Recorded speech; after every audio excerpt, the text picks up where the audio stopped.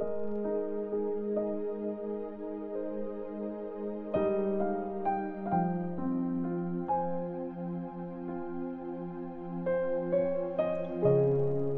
chapter 24.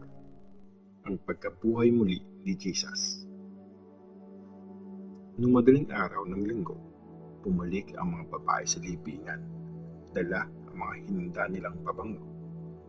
Nakita nilang ginulong na ang batong nakatakip sa libingan. Pero nung pumasok sila, hindi nila nakita ang katawan ng Panginoong Jesus. Habang nagtataka sila sa mga pangyayari, biglang lumitaw sa tabi nila ang dalawang lalaking nakakasilaw ang damit. Sa tindi ng takot nila, dumapa ang mga babae. Tinanong sila ng mga lalaki, "Bakit nyo hinahanap ang buhay sa lugar ng mga patay? Wala siya dito. Binuhay siya ulit." Naalala nyo ba yung sinabi niya sa inyo nung nasa Galilee pa siya? Kailangang ibigay ang Son of Man sa kamay ng mga makasalanan at ipako sa krus, at mabubuhay ulit siya sa ikatlong araw. At naalala ng mga babae ang mga sinabi ni Jesus.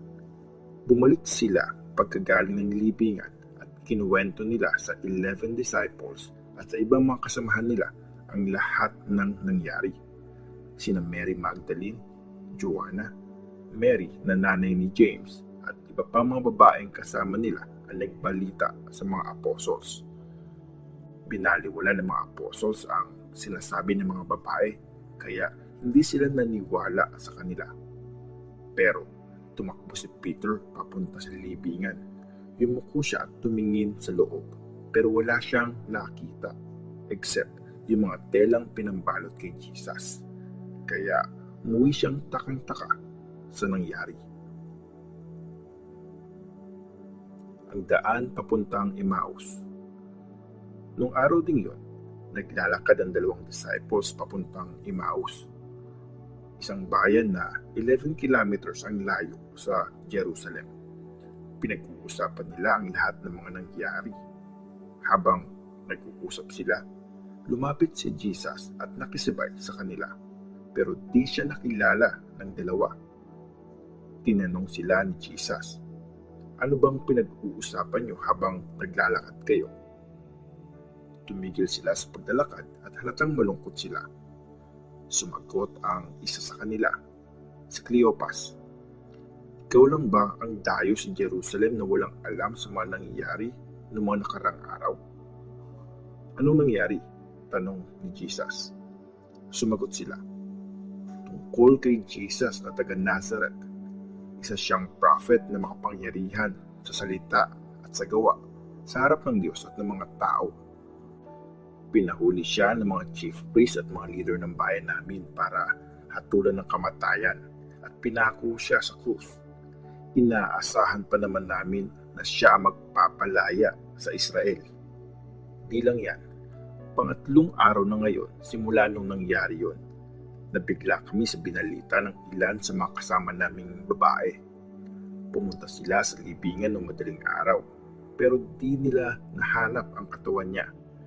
Bumalik sila at sinabing may nakita silang vision, mga angels na nagsabing buhay si Jesus.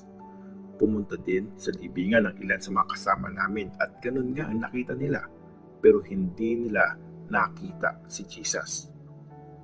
Sinabi ni Jesus sa kanila, "Mahina ba mga utak nyo? Ang bagal nyo namang maniwala sa lahat ng sinabi ng mga prophets. Di ba, kailangang tiisin ng Christ ang lahat ng ito bago siya pumasok sa kadakilaan niya."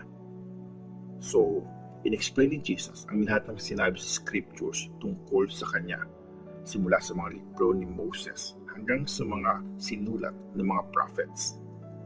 Malapit na sila sa bayan na pupuntahan nila at parang magpapatuloy pa sa paglakad si Jesus, pero pinigil siya ng dalawa.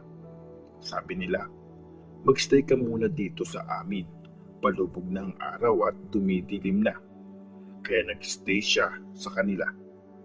Nung nasa table na sila at kakain, kumuha si Jesus ng tinapay at blines ito.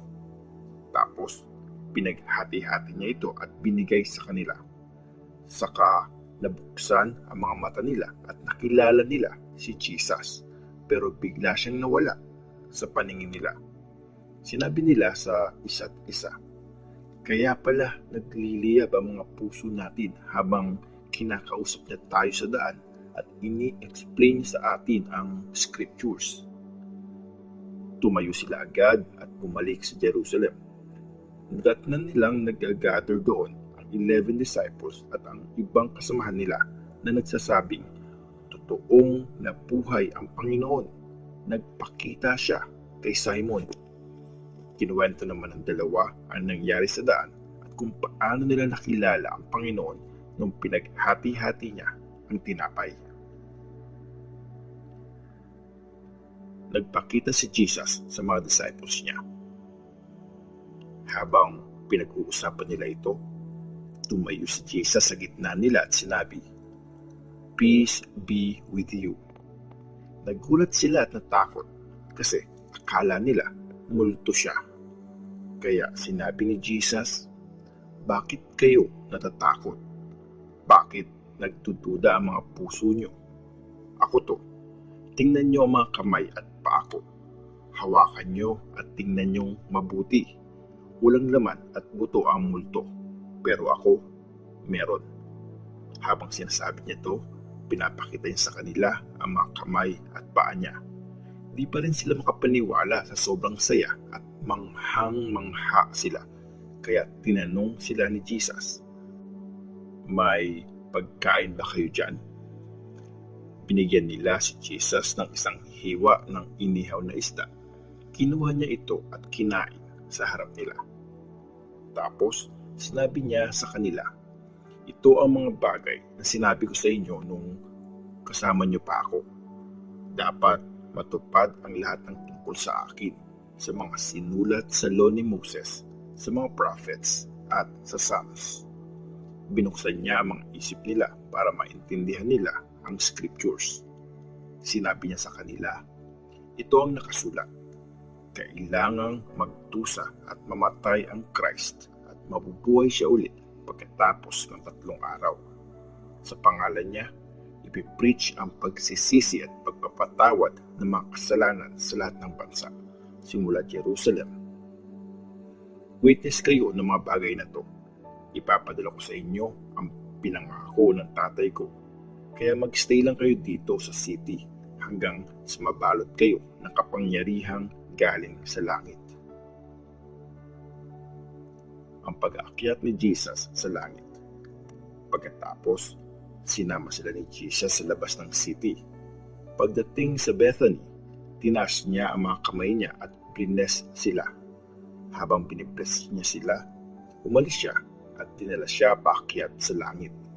Sinamba siya ng mga disciples at pagkatapos ay bumalik na sila sa Jerusalem ng masayang masaya. Lagi silang nasa temple at nagpupuri sa Diyos.